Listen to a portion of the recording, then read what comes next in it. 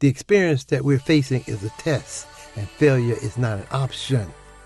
Therefore, we must take every intense moment, and we, the sacred ancestral elders of humanity, we, those who emerged out of the first Genesis reality, have a divine, natural, and innate duty, obligation, or responsibility to bring holistic living consciousness so that each and every soul-to-soul being is able to hear the direction that we must take right now.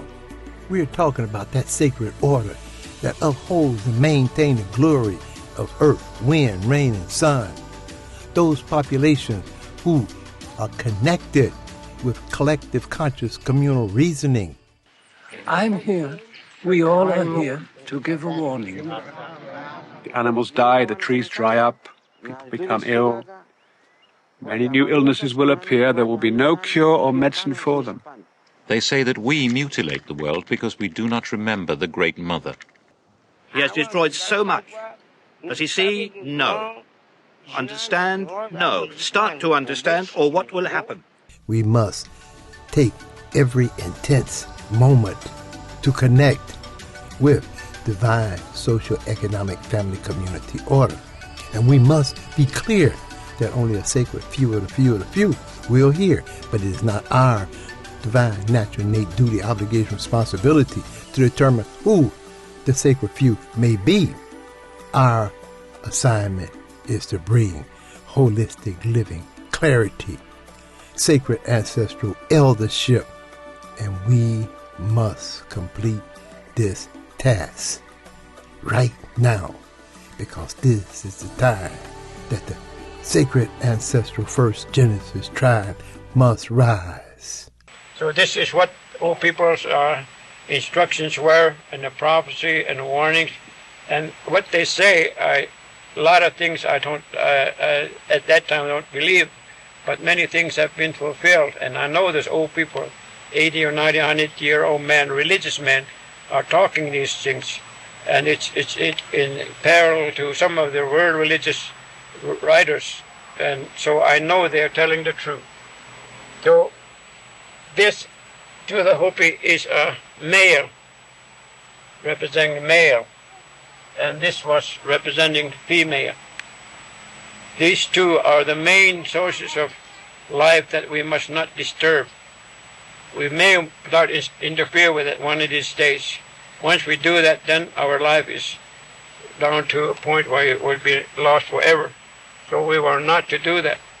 Our cultural reality upholds and maintains the divine union of masculine and feminine energy going forward to multiply divine social, economic, family, community order into every offspring and vibration of the generation next, honoring Mother Earth, wind, rain, and sun as an absolute necessity. I was reasoning with the factors that has caused such a downward spiral among the children of the sun. I was reasoning with why Mother Earth is not truly given the kind of attention that she deserved.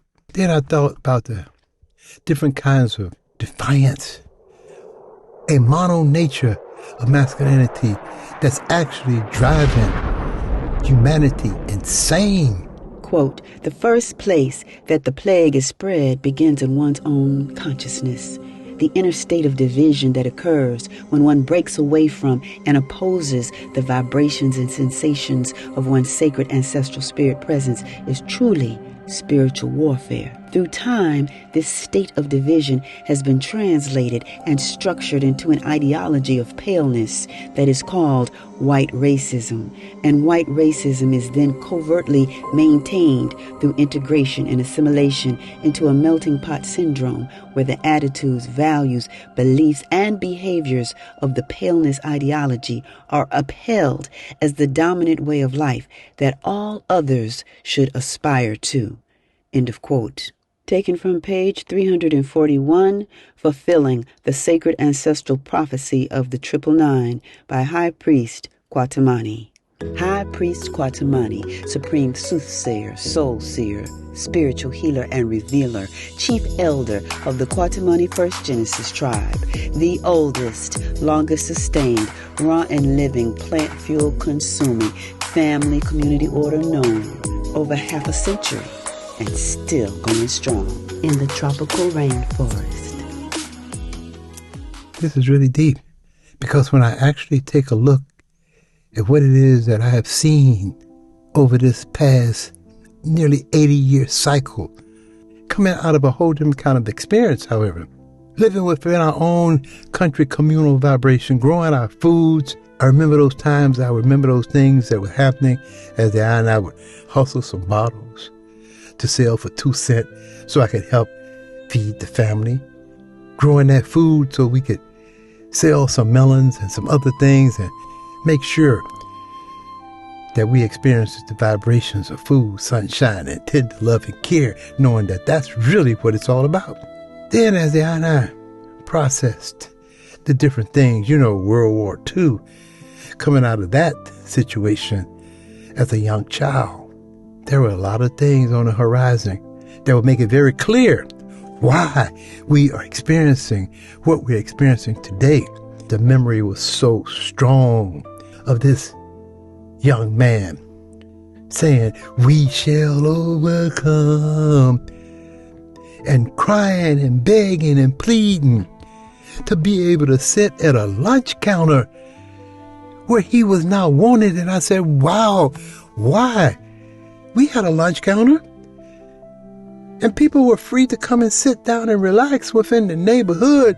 We gathered in family community settings and we sit together and we ate and enjoyed our meals as a collective, conscious, communal family order.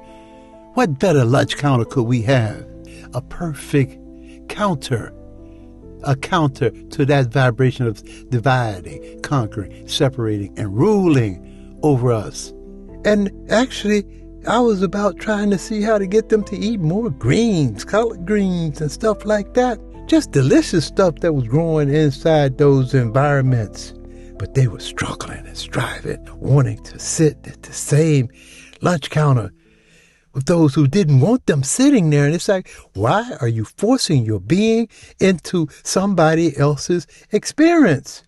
I'd like to live in a tree-lined street. I'd like to have a summer home on the lake. I'd like to have a yacht and belong to a North Shore Yacht Club. I like to wear suits from Brooks Brothers. All Americans, and I am an American, we think this way. There's no other way to think. I can't think African. I can't think Irish. I can't think Norwegian. I have to think in the society in which I live, which is a white society. So their values are imposed on me, and I think this kind of way. I don't think of myself as being a Negro. Never until recently have I really been concerned that I am a Negro. I thought all the while that I was an American. Found that the toxic addictions and affliction has spread like a plague. The suntan children would plead and beg to be entertained by the pain game. And in their quest to gain fortune and fame, they too would become cold, stale, and pale and addicted to this thing. Fall to the curse or rise to the blessing. It all depends on if you learn your lesson. And they were saying like, oh, we want integration. They wanted to assimilate, adopt a nature totally and absolutely opposed to his and her existence. I witnessed and saw the various circumstances and experiences televised. Hear me? Black and white, televised, of offsprings being attacked by dogs, and these people standing there talking about we shall overcome. I had witnessed people sitting at a lunch counter watching people spit on them. It's like, how could you have the nerve to even want to eat at a counter when people are spitting on you in the open? What are they doing in the back when they prepare you something to eat? Are you out of your mind? But I was coming from a different experience, you see.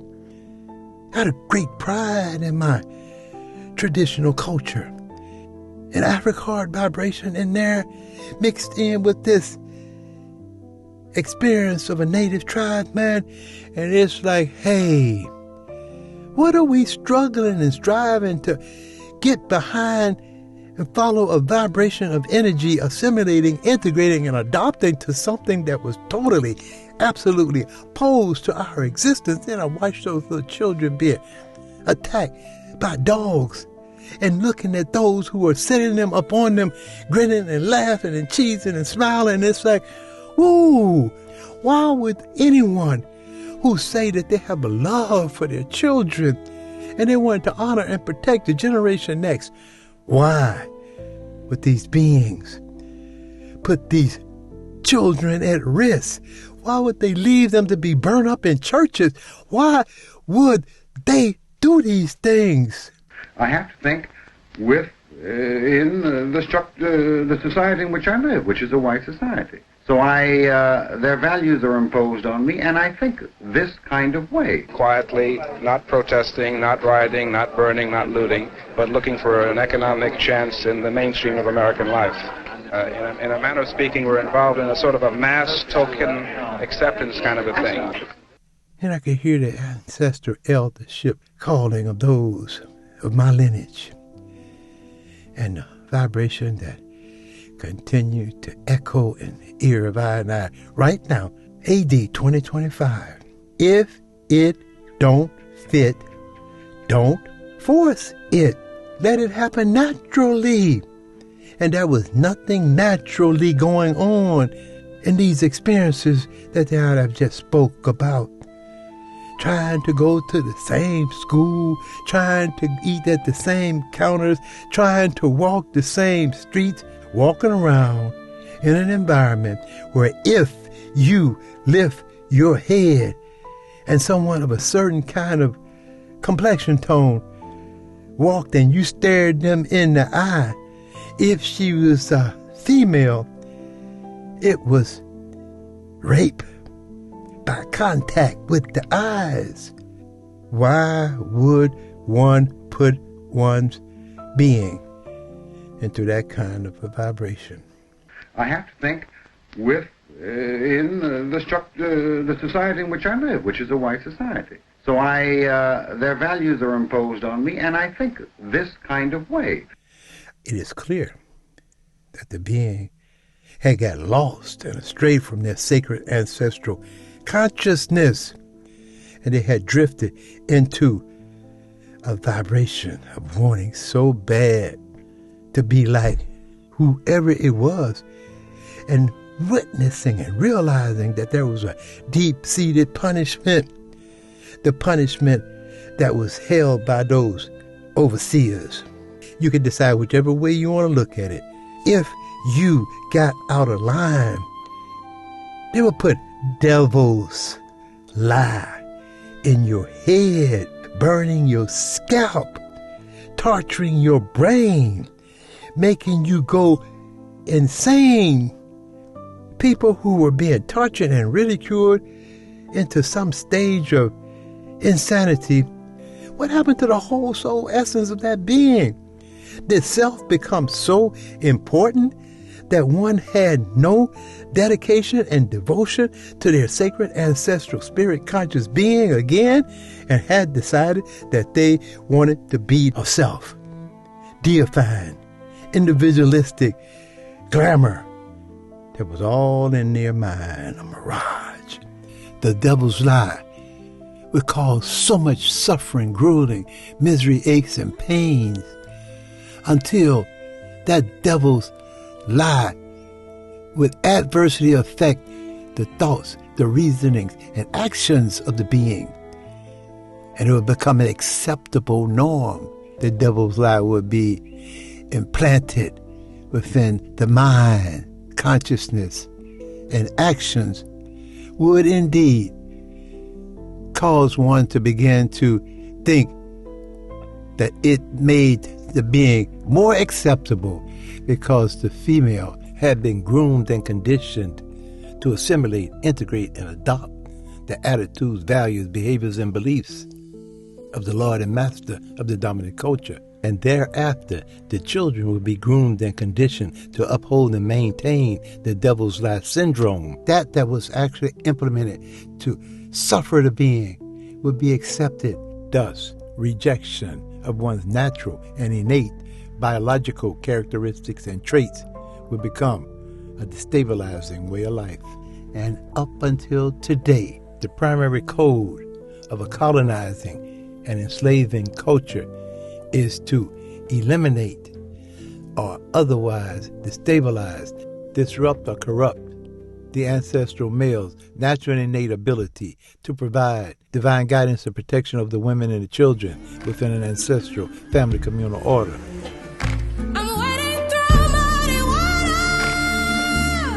If you think about this thing, you have to realize that there would be no other way for these populations of those kinds of experiences than go through anything other than self-deified, individualistic stubbornness of the I, me, my, mine syndrome, a syndrome fueled by the divisive nature of opposition to divine order.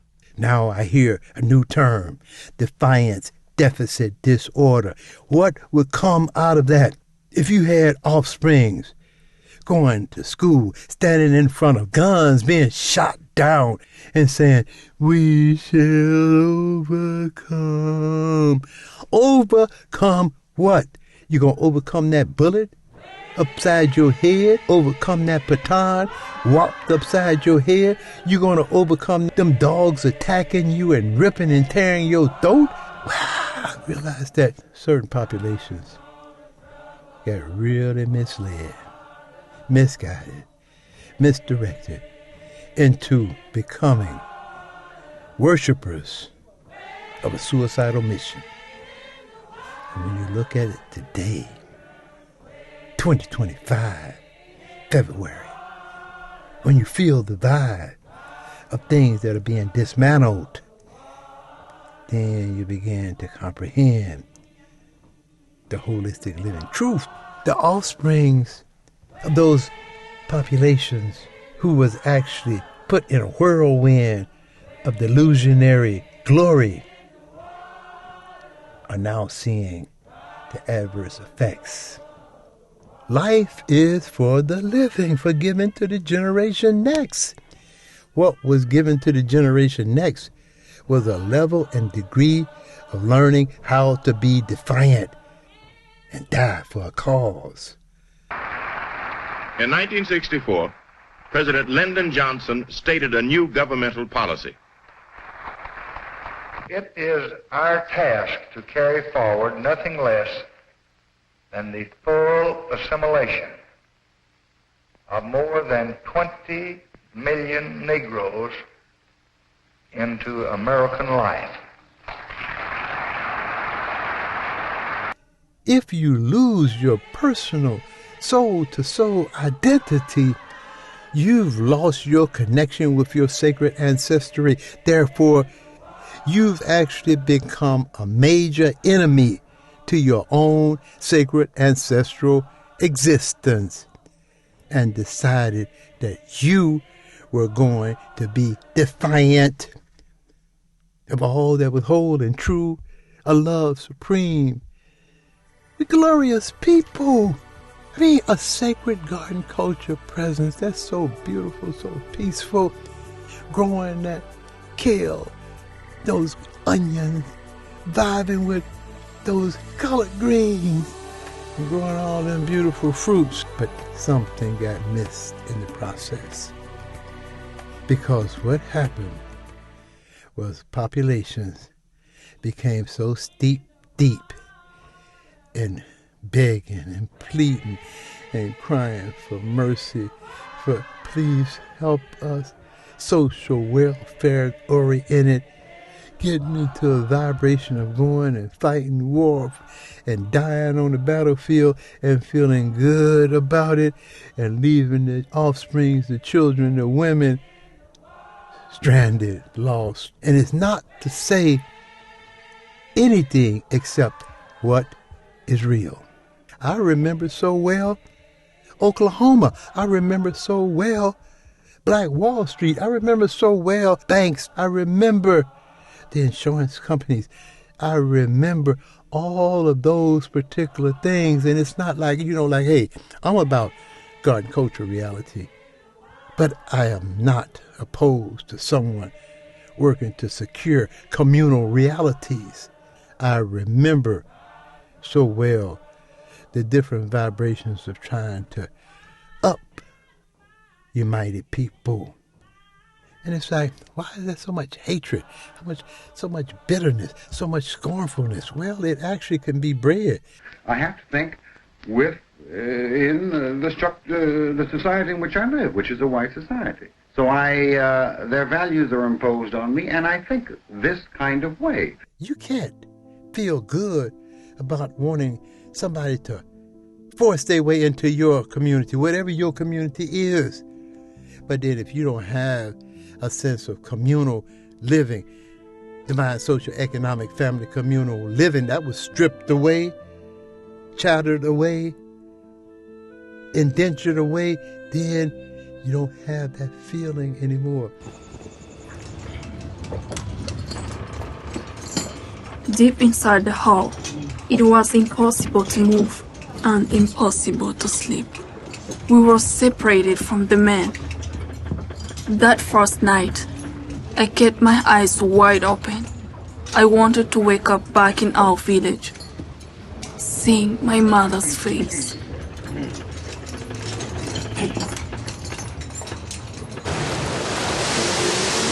In 1619, a year before the Pilgrims landed at Plymouth Rock, a mystery ship appeared out of a violent storm off the Virginia coast.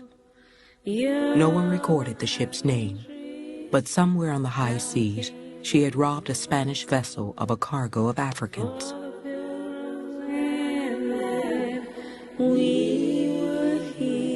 In search of supplies, she traded the Africans for food.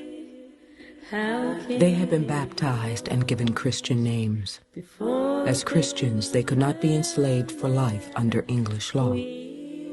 Like most Europeans in the colony, they were purchased to work as servants for a limited number of years. Well, the colony builders initially intended to rely almost exclusively on white indentured servants as a labor force to cultivate the crops that were being grown in Virginia, principally tobacco. They were bound to a master by an indenture form, a contract that defined length of service and the conditions of servitude. In 1640, the year Anthony Johnson purchased his first piece of land, 3 servants had run away from a Virginia plantation and headed for Maryland. Captured and returned to their owner, they were tried for breaking their contract. One called Victor, a Dutchman, the other a Scotchman called James Gregory, shall first serve out their times according to their indentures, and 1 whole year apiece after, and after that to serve the colony for 3 whole years apiece. The third, being a Negro named John Punch, shall serve his said master or his assigns for the time of his natural life. Jamestown Court Recorder. The time of his natural life. According to all the legal records that survive, no white servant in America ever received such a sentence. So what begins to happen in the 1640s is that those who are controlling the Virginia colony say to themselves, the fluidity that we've seen in the past, the fluidity that has allowed an Anthony Johnson to serve less than a life term, to acquire his own piece of ground, to develop a free status, is not something that we want to project as going further in the future. We want to close down that opportunity. We want to begin to show some distinctions. The English definition of who could be enslaved began to shift from non-Christian to non-white. For Anthony and other Africans in America, the idea of an equal chance in the colonies was now under attack. In 1641, Massachusetts became the first colony on the British American mainland to recognize slavery as a legal institution. Connecticut followed in 1650, Maryland in 1663, New York and New Jersey in 1664. Virginia legally recognized slavery in 1661, and a year later, a Virginia court decided that all children born in the colony would be free or slave according to the condition of the mother. In Virginia, slavery would be defined by race and perpetuated through heredity. And if you decide that you want to assimilate what they got, integrate what they got, adopt to what they got, and you want it, and you're going to stand there, and you don't care if they run over you, you don't care if they torture your offspring, you don't care what in the world they do. What you want is to have what they have. And the vibration and the reality is, you don't even know what they have.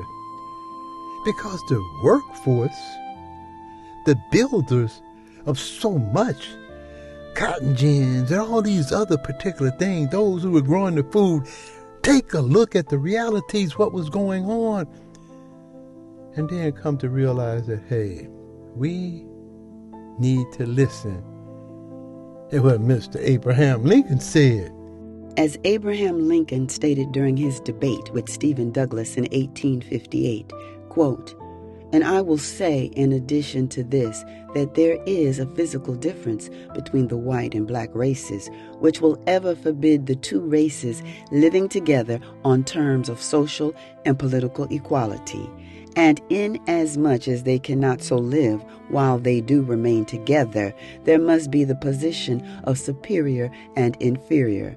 I am as much as any other man in favor of having the superior position assigned to the white race." End of quote. Page 116, taken from Exposing the Ice-Cold Deep Freeze Mentality and Whole Life Healing of Sexual Energy Within the Divine Parallel by High Priest Kwatamani. And so what Mr. Lincoln said, why don't y'all go find your space? Nobody thought about the fact that, hey, maybe we were kind of sitting minding our business. I think about the Taino. I have a soul connection with us. I think about the Cherokee. I think about the Seminole.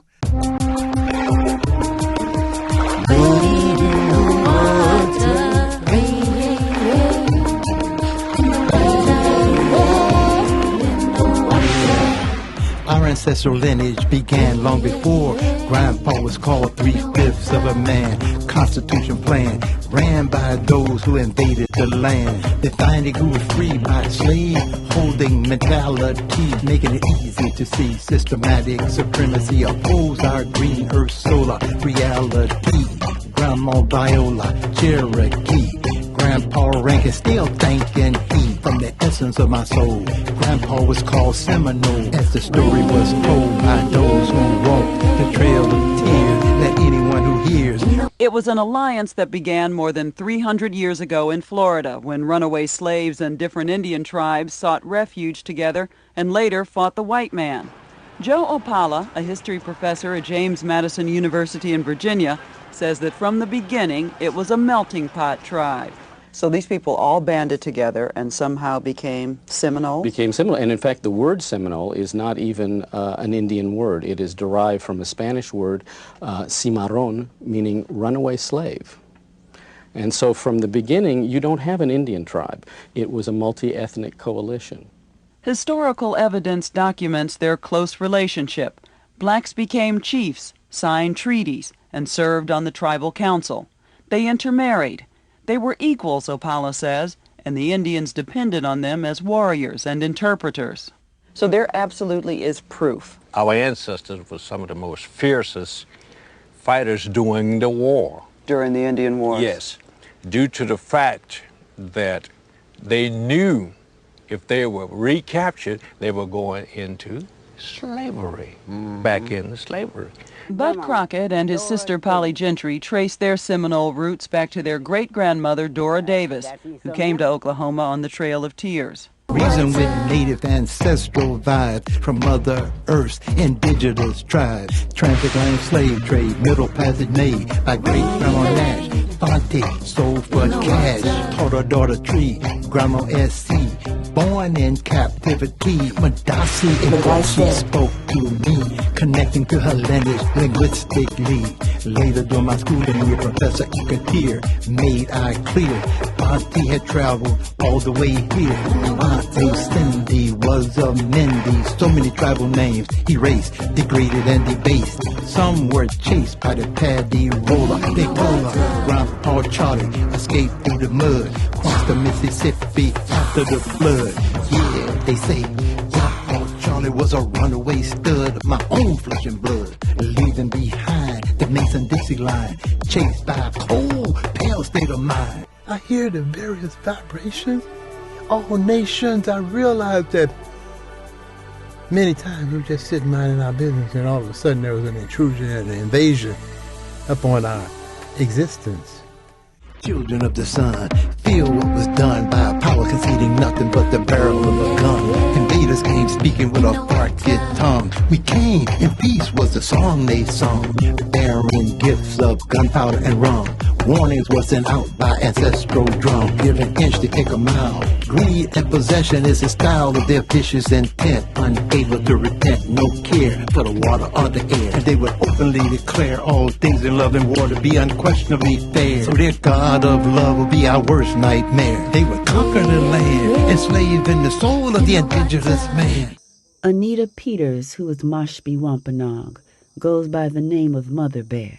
Her tribe helped the Pilgrims survive their first Thanksgiving. They still regret it 400 years later. I'm the seventh grandmother back from Mother Bear.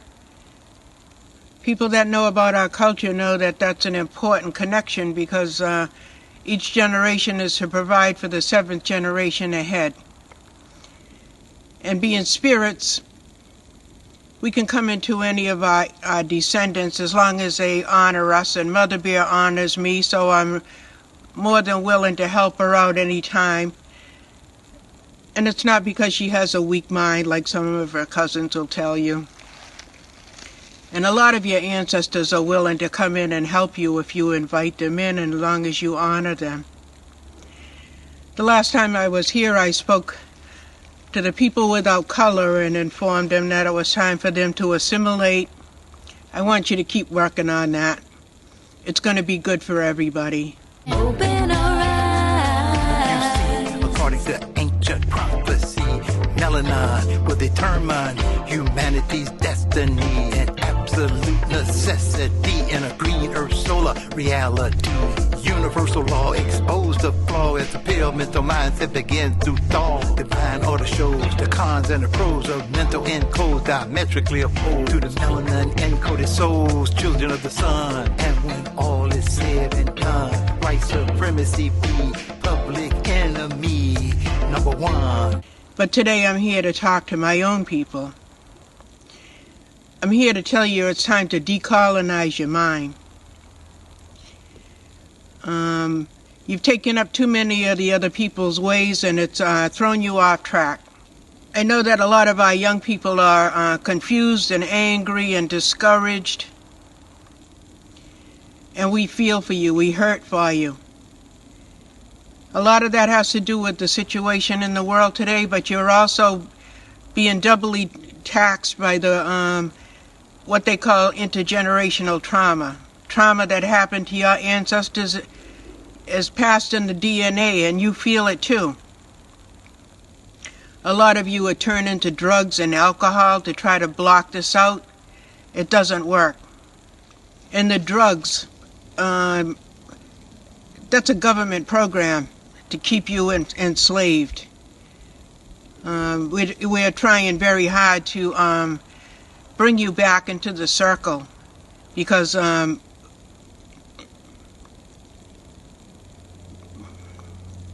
when we lose so many of you, it really hurts. Some of you are crossing yourselves over, and it's the worst pain we can feel. We're going to love you back into the circle, and you'll be happier, and you'll understand that that was not the way to be. A lot of you also so colonized that you're using the N-word a lot. Do you realize that there was an agreement made between our people way before the people without color got here,